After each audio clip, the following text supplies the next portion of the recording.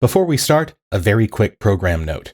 This episode is part of a much longer series. To be sure you get the whole story, we recommend that you jump back and start from episode 1. Also, we want to invite any of our thousands of listeners who still use Facebook to join our friendly show group, which currently only has a couple of hundred fun-loving folks. Just search for the show's name. Finally, whether you do social media or not, please do drop us a line to tell us what you like or hate on the show at theparanoidstrain, that's all one word, at gmail.com. Okay, let's get going. Paranoid Strain Orchestra, hit it.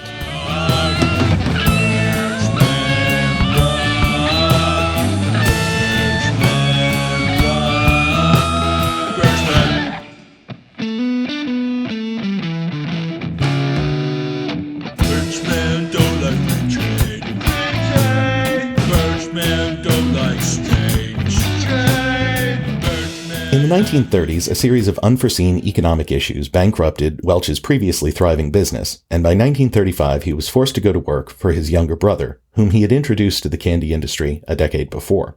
Though this was a bitter pill to swallow, it turned out for the best. Young James Welch was, as both brothers acknowledged, a better businessman. But it also turned out that Robert was one hell of a candy salesman. Sales surged from $200,000 to $20 million by 1956, with Robert's indefatigable sales efforts and the success of products like Sugar Daddies, which he had invented before joining James's firm. Eventually, James's rather high-handed and dismissive treatment of his brother led to Robert quitting to focus full-time on his other pursuits. But weirdly, this didn't lead to a personal break. The brothers remained close. For such a prolific and heated polemicist, Welch wasn't much of a grudge holder. I don't think he spent a lot of time reflecting on people. The only time he held a grudge was when he was writing a letter. He would pen beautifully written letter that would just eviscerate an opponent. But after the letter was written and either thrown away or mailed, he forgot about the grudge. During the 30s and 40s, Welch became increasingly concerned about FDR and the Democrats. They were, to his mind, spreading socialism and supporting workers' rights at the expense of American enterprise. In terms of foreign affairs, they were moving the country in the direction of war.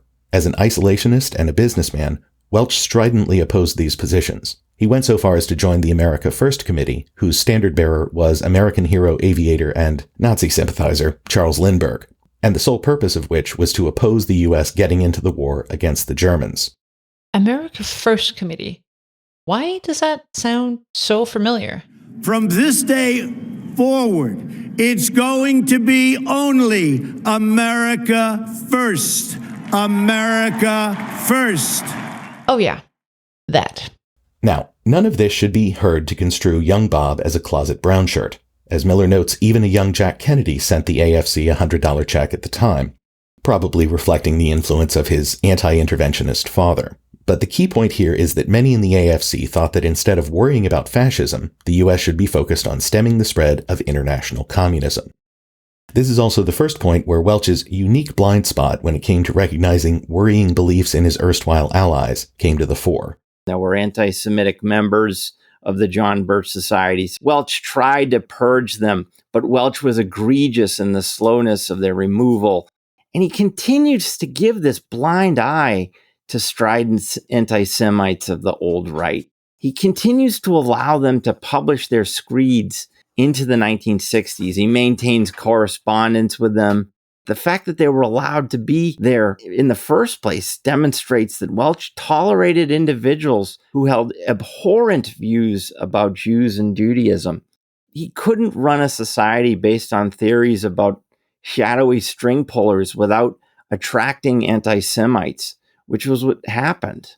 Specifically, he managed to ignore the blatant anti-Semitism that was rife among many pro-AFC individuals, as well as his fellow business people in his adopted hometown of Boston, just as he eventually would in the ranks of his own John Birch Society.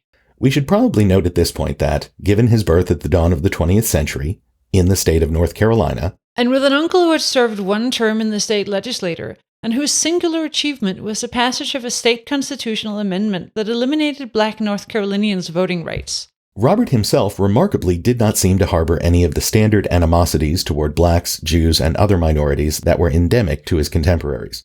Don't get us wrong. He harbored plenty of aggressive views on civil rights and other issues, as well as a proper place of women in society. And as Miller notes, Welch, like many well-off white dudes of his generation, was perfectly comfortable imitating the dialects of black people, both in and out of their presence.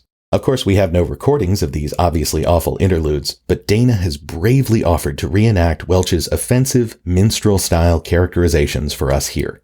Jesuit, I swear to God. Of course, we are not going to do anything of the sort. I just like keeping her on her toes.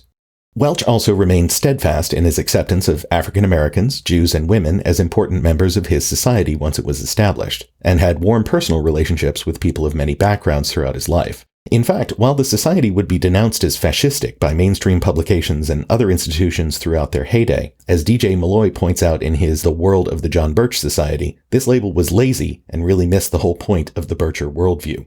Welch displayed none of the traits of the fascist charismatic leader, and he did not evoke any of the typical responses in his followers. Nor did he, or the society as a whole, regard capitalism as fundamentally deficient or socially divisive. On the contrary, both Welch and the Birchers extolled its virtues as the very engine of American progress and prosperity. Anti-Semitism is also not a trait that can be convincingly attributed to the John Birch Society, as the California Senate's Un-American Activities Subcommittee noted correctly. More philosophically, Welch had an entirely traditional view of the basic constraints of human nature and its eternal truths, in contrast to the fascists' belief in the mutability and perfectibility of man.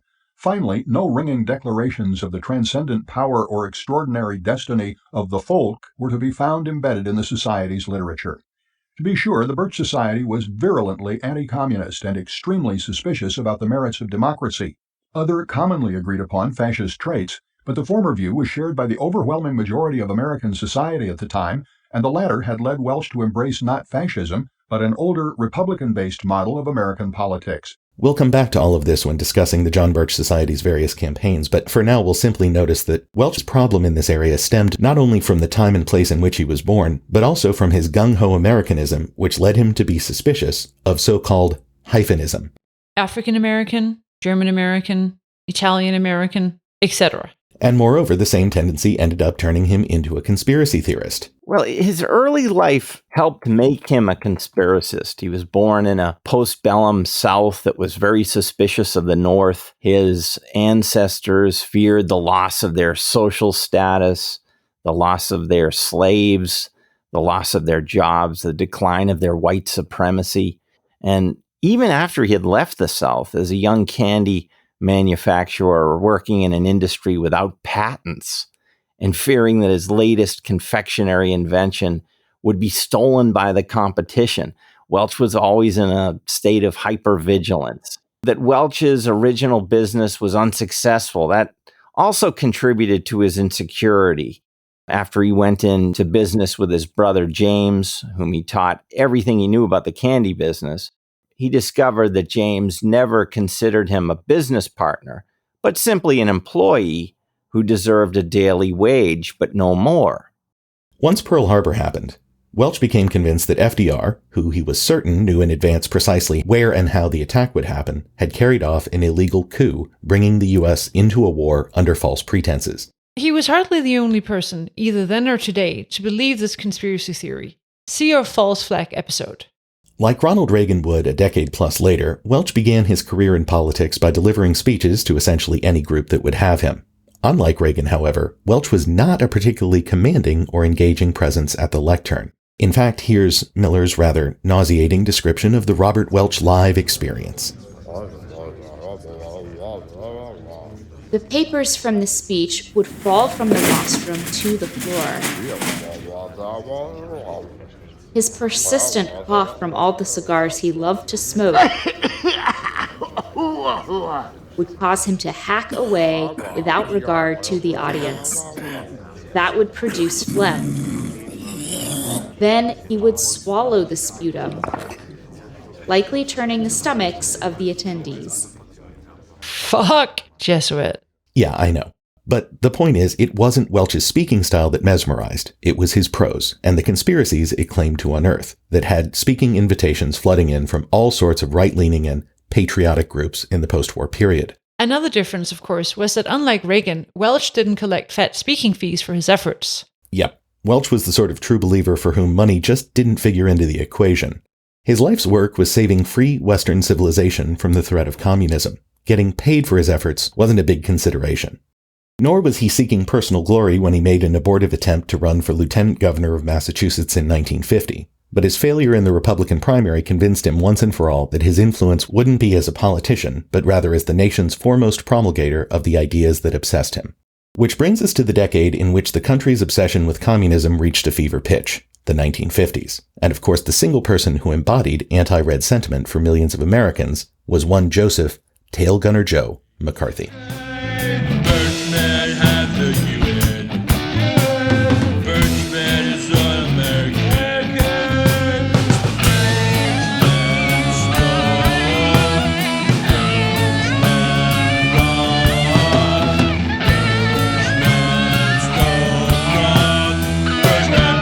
First things first, the Soviets did, indeed, engage in extensive clandestine efforts to infiltrate the West and steal secrets. But McCarthy and Welch had the timing all wrong. Welch is off by about 30 years. A conspiracy theory of communist subversion had some basis in reality at a certain time, but by 1951, when Senator Joseph McCarthy was declaring a conspiracy at the highest levels of the federal government, and Robert Welch was saying the same thing, the number of Soviet spies within the Truman and Eisenhower administrations was negligible and had little influence. Writers like Welch made Americans believe that high-level officials like Dean Acheson, George Marshall, and even President Eisenhower were enemies of the state.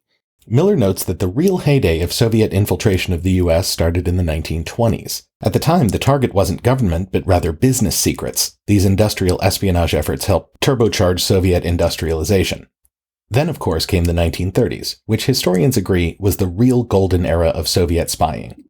The NKVD, that's the predecessor to the KGB, deployed a network of spies known as the legals and the illegals, who were almost astonishingly accomplished at recruiting and collecting intelligence from highly placed communist-sympathizing Brits and Americans. Those of you who are fans of smart, well-plotted, late Cold War TV drama of the highest quality may recall that the couple who were at the heart of the excellent 2010s drama series The Americans were part of the illegals side of this espionage program. That's right. The smart, resourceful, super-duper sexy Philip and Elizabeth, who, in spite of their being thrown together by duty, have a palpable animal magnetism that drives them to fall on each other in a sweaty, heaving tangle of limbs, tearing away both ideology and their clothes in a writhing, orgiastic riot of undeniable lust.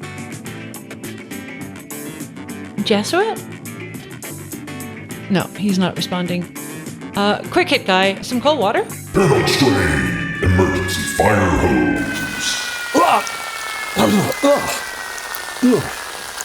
Jeez.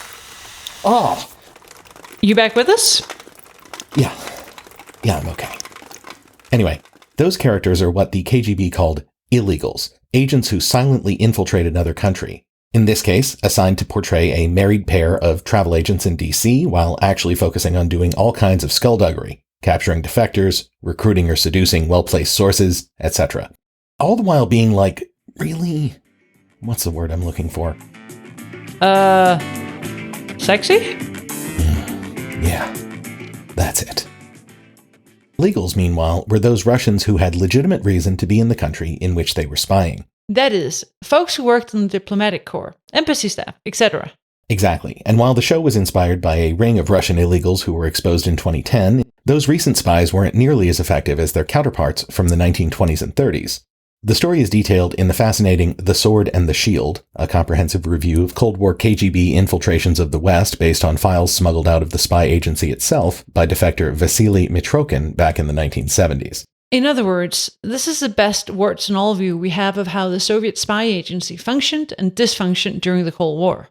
The first surprising thing to realize was that, even as late as the 1930s, getting intelligence from the USA was secondary to obtaining secrets from the UK, France, and Germany, which Stalin and co. saw as far more impactful world powers. Of course, as the US began to involve itself more in European affairs, eventually entering World War II and then working on atomic weapons, the focus very much changed. But it's worth considering the Soviets' numerous successes in infiltrating the Brits in the 30s and how they fill out the view of Stalin we covered earlier, that he was both a wielder and victim of conspiracy thinking. Clearly, the biggest intelligence coup they accomplished was recruiting a group of highly placed government contacts known as the Five.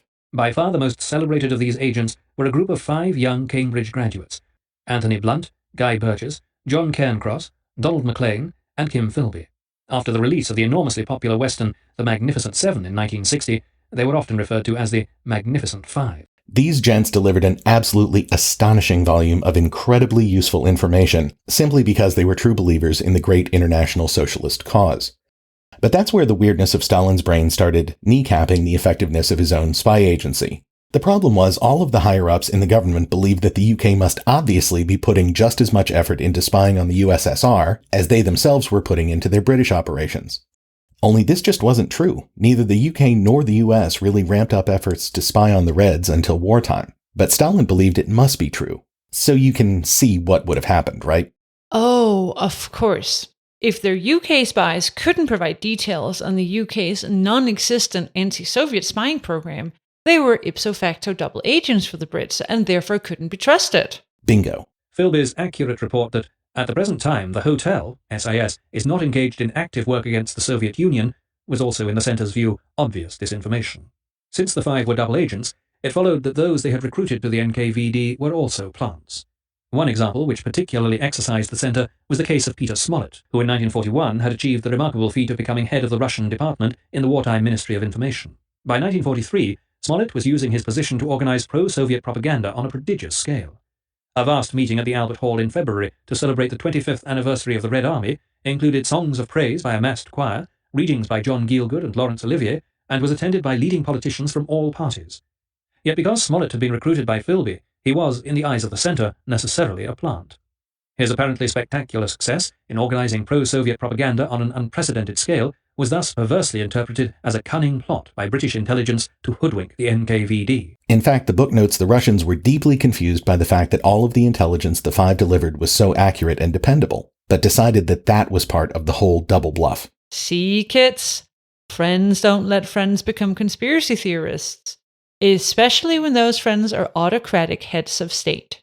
Not that these doubts stopped Philby, prior to his eventual defection to the Soviet Union to avoid arrest and imprisonment, from continuing to be a huge asset to his spy masters and a real traitorous shit to his country of origin.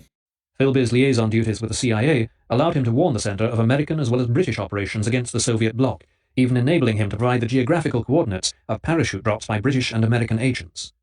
When writing his memoirs later, Philby was sometimes unable to resist gloating over the fate of the hundreds of agents he betrayed.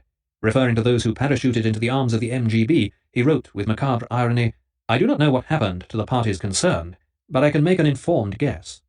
Of course, even if the Soviets hadn't been hampered by their own conspiracist worldview, there was some doubt as to how effectively they could have used all this intelligence in the first place. The book proves that the KGB was far better at gathering material than it was at turning it into actionable information. The Soviet capacity to understand the political and diplomatic intelligence it collected never approached its ability to collect that intelligence in the first place. Its natural tendency to substitute conspiracy theory for pragmatic analysis when assessing the intentions of the encircling imperialist powers was made worse during the 1930s by Stalin's increasing tendency to act as his own intelligence analyst. Stalin indeed actively discouraged intelligence analysis by others, which he condemned as dangerous guesswork. "Don't tell me what you think," he is reported to have said. "Give me the facts and the source."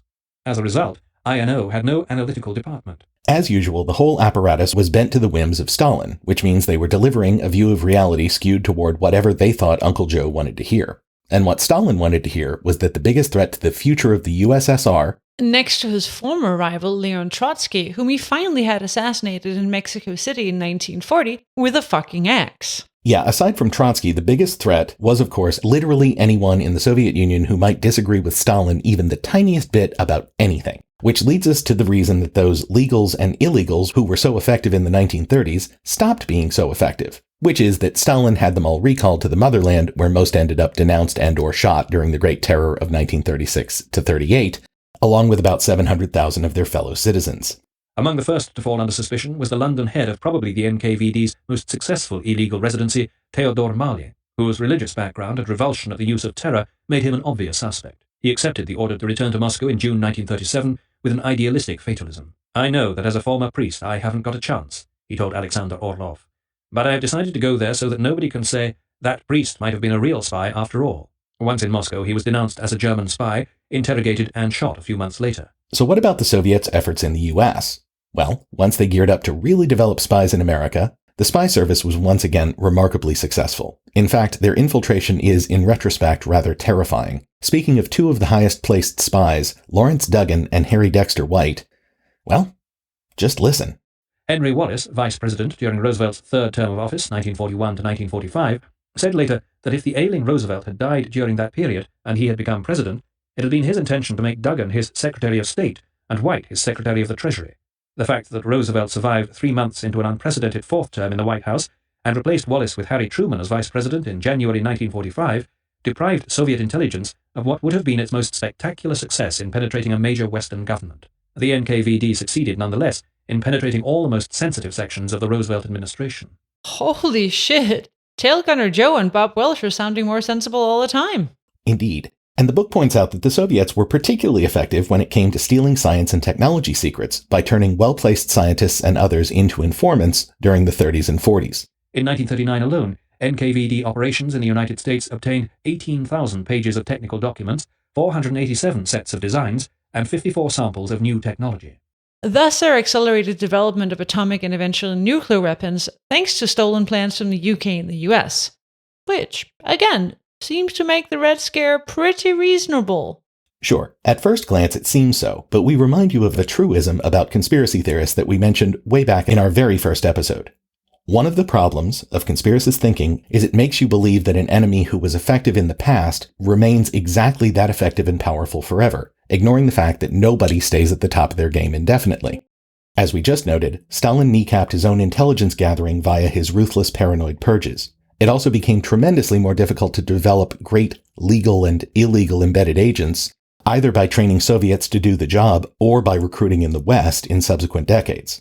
The age of the great illegals, brilliant cosmopolitans such as Deutsch and Marley, able to inspire others with their own visionary faith in the future of the Soviet system, had gone never to return, turning Soviet citizens brought up in the authoritarian, intellectually blinkered command economy of Stalin's Russia into people who could pass as Westerners and cope successfully with life in the United States was to prove a daunting as well as time-consuming business. Recruiting high-flying, ideologically committed American agents was also vastly more difficult during the Cold War than during the 1930s or the Second World War. The Soviet Union had lost much of its appeal even to young radical intellectuals alienated by the materialism and injustices of American society. It was deeply ironic that when McCarthy's self-serving campaign against the Red Menace was at its height, Soviet penetration of the American government was at its lowest ebb for almost 30 years. In fact, most of the biggest intelligence successes they had during Eisenhower and Kennedy's administrations were from Westerners who just walked into an embassy and offered to share what they knew.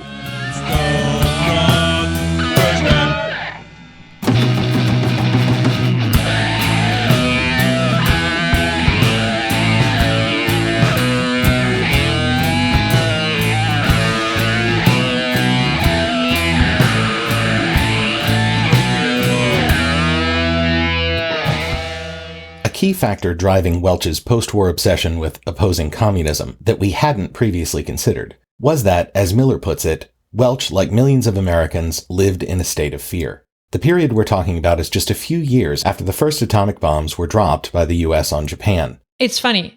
Gen Xers like Jesuit and certain Northern European legendary horse ladies were born into a world where being afraid that full-scale nuclear war could break out at any time had been table stakes for decades. Indeed. And in fact, the overall Gen X slacker, who gives a shit attitude is nicely summed up by sketch comedy geniuses Kids in the Hall a few years after we lost the USSR as a mortal enemy. Oh yeah, we feared the Russians back in them days, and for good reason too. But now all I ever hear is, poor little Russia, they've got no money. Poor little Russia, they've gone broke. Poor little Russia this and poor little Russia that. Don't you get it? Am I the only one that gets it? It's a trick. Communism never dies. Communism is a cancer sleeping, awaiting the moment to devour our freedom, to devour democracy. Oh, I know what you're thinking. You're thinking this guy's just some right-wing paranoid reactionary who had a horrible upbringing and whose father beat him every day with a Bible. Well, maybe that's true, but it never did me any harm. All I'm saying is, a few years ago, people used to listen to me. I fit in. Well, listen to me now. The Russians, they're going to try to take over the world again. Don't you forget that for 1 second, friend, or else you'll find yourself lining up for toilet paper in some godless world. Given all that, it's hard for us to comprehend how absolutely sci-fi fucked up this scenario must have seemed to a 49-year-old man of the post-war era. Yeah, imagine. Welch is born in what amounts to a horse and buggy world, and now, before he turns 50, it's suddenly possible for humans to drop a weapon that is, for all intents and purposes, the fucking hand of God emerging from the clouds and smiting you and everyone you know out of existence in seconds. And worse, while yours is the only government that knows how to build these things, it's a sure fucking bet that other countries, like emerging superpower opponent the USSR, which you recently discovered had absolutely riddled the Roosevelt administration with spies bent on stealing secrets like atomic weapons, would start cranking out their own world-shattering bombs soon enough. At which point, for the first time in history, it would be possible for an entire city to be destroyed by an enemy in minutes, potentially without any declaration of war or advance notice of any kind. Terrifying stuff, right? But, of course, Welch didn't respond like any normal shit-scared American man of his era by getting drunk, chasing his secretary around his desk, beating his kids, or digging a homemade fallout shelter in the backyard. Instead, he threw himself into the anti-communist movement that was being spearheaded by his political hero, Joe McCarthy. As Miller notes, McCarthy was making politics interesting again. It was warfare. It was mortal combat. It was hyperbole. It was fun.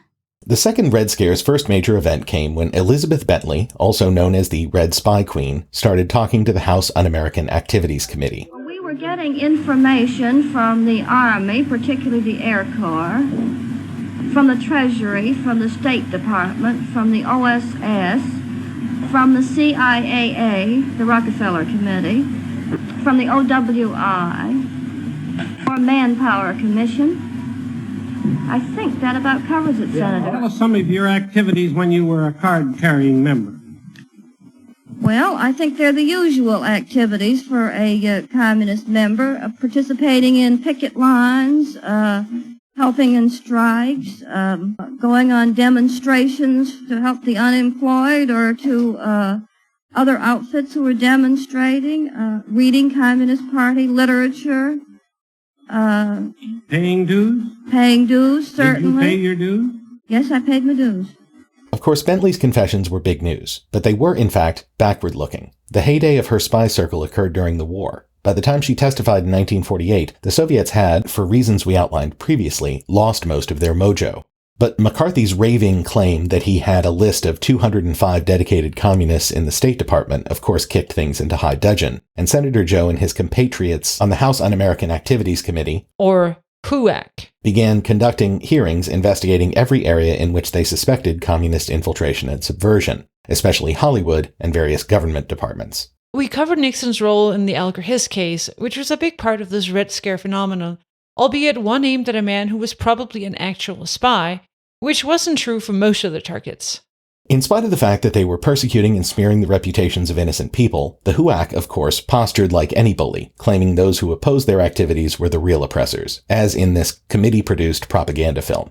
Ladies and gentlemen, Congressman Francis E. Walter, Democrat from Pennsylvania, and chairman of the House Committee on Un-American Activities. Operation Abolition. This is what the communists call their current drive to destroy the House Committee on Un-American Activities and to render sterile the security laws of our government. The Communist Party has given top priority to Operation Abolition and has assigned agents, trained, and agitation to this project.